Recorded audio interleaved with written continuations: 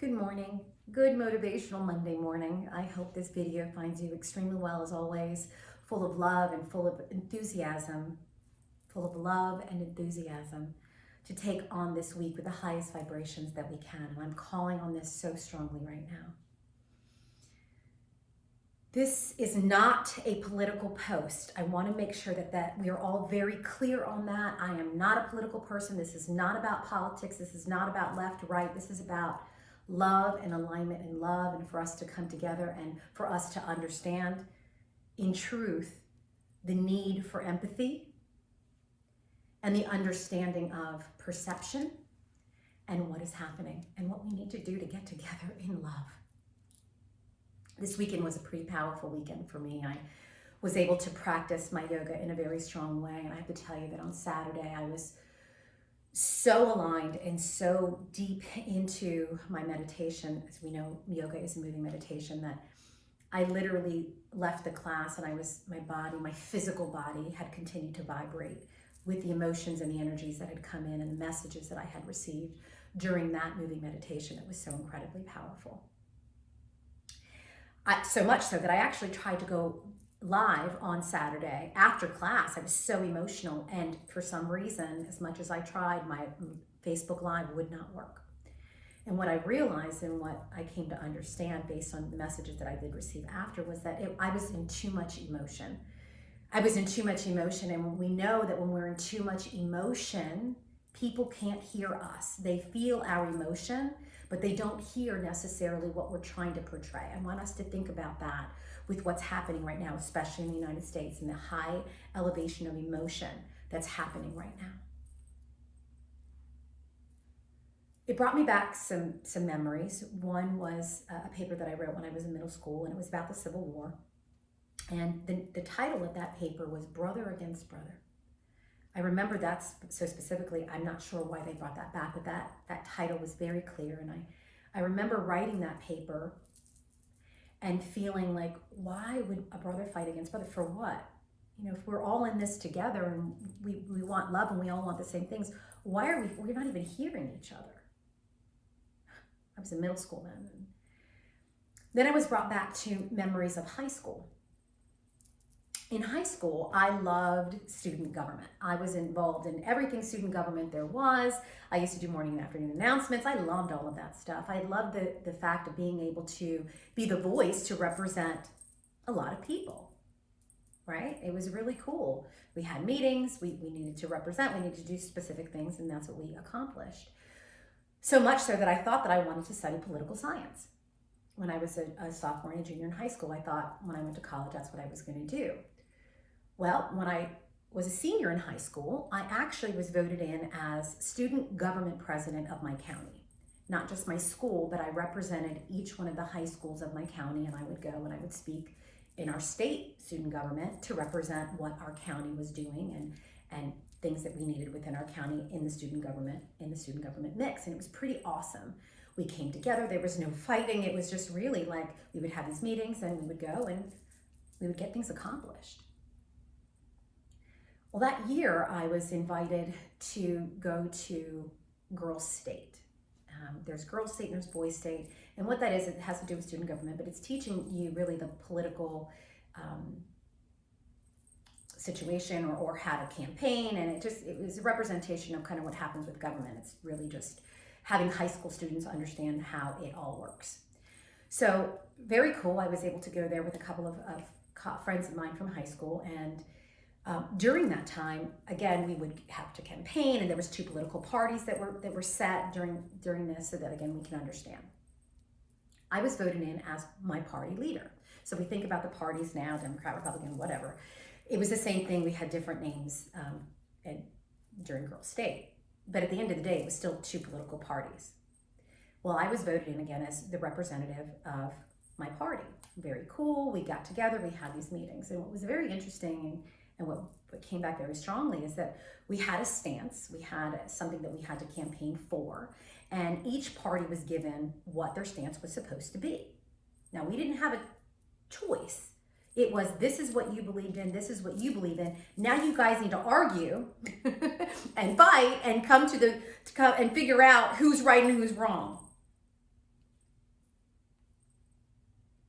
And I remember at one point during Girls State, there was a chant, and there was a lot of us there. And there was a chant that started, and one was chanting their political party name, the other was chanting their political party name, and it was these voices against each other. So let's just say blue and green, and there was these chants, and it started to create this. I remember feeling like, this is terrible. And I remember I stopped and I stood up and I started to chant Maryland, Maryland State, Maryland State, Maryland Girls State, so that we would all come together and understand that we needed to come together as one, because what was happening next is we were going to be campaigning to become Girls Senate, and then we would go represent our state. Somebody would represent our state in Girls Nation. Again, exactly the way the political system works today. And I remember feeling so upset because I'm like, why are we fighting against each other? Like, can't we just talk about this and come together as one? And why does it have to be one party against the other? At the end of the day, what were we fighting for? This stance that somebody told us we had to believe in because of whatever political party we were chosen to be a part of? When we could have literally come together and had a conversation and come to an agreement with whatever that thing was, so that we could then represent our state in unity and in love and in light at Girls Nation for that same point. So it brings me to what's happening today, and what's happening today specifically in the US, and the separation and the hatred and the fighting that's happened. And I ask you to really hone in on your perception of what's happening. And I ask you, no matter what side you're on, and believe me, I have friends and family and people that I love and adore so much that are on so opposite ends of the spectrum that they have no idea, that they don't realize that they're fighting for the same thing. And what is that? I ask you, as you have this stance and this fight and this anger, what are you fighting for in truth? What are you so angry with other people about? Is it power? Is it control?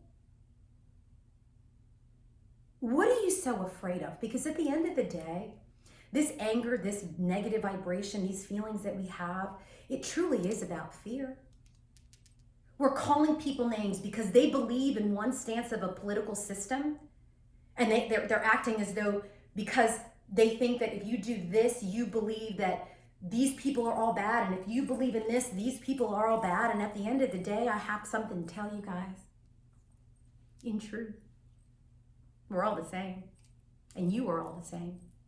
You might be fighting for your own cause, but that cause is the same.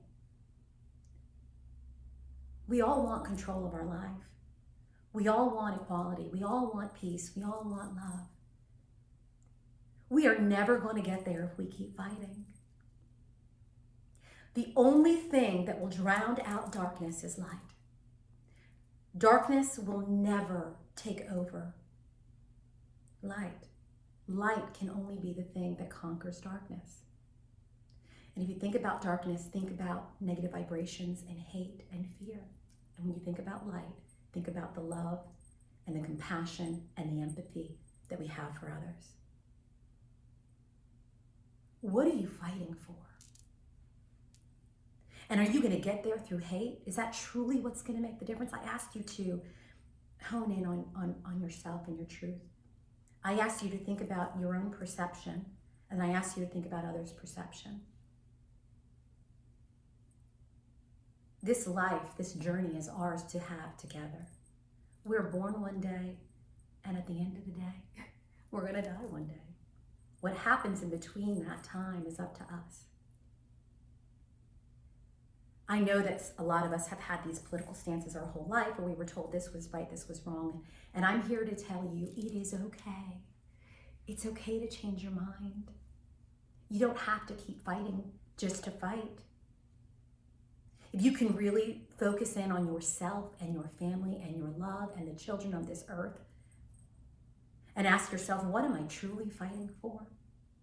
And then I want you to ask yourself, in truth, what is that other person truly fighting for? And you'll see that it's the same. We may have different belief systems in how to get there, but we want the same thing. So if we could have that conversation, we can come together as one. It is a choice. We don't need to be brother against brother.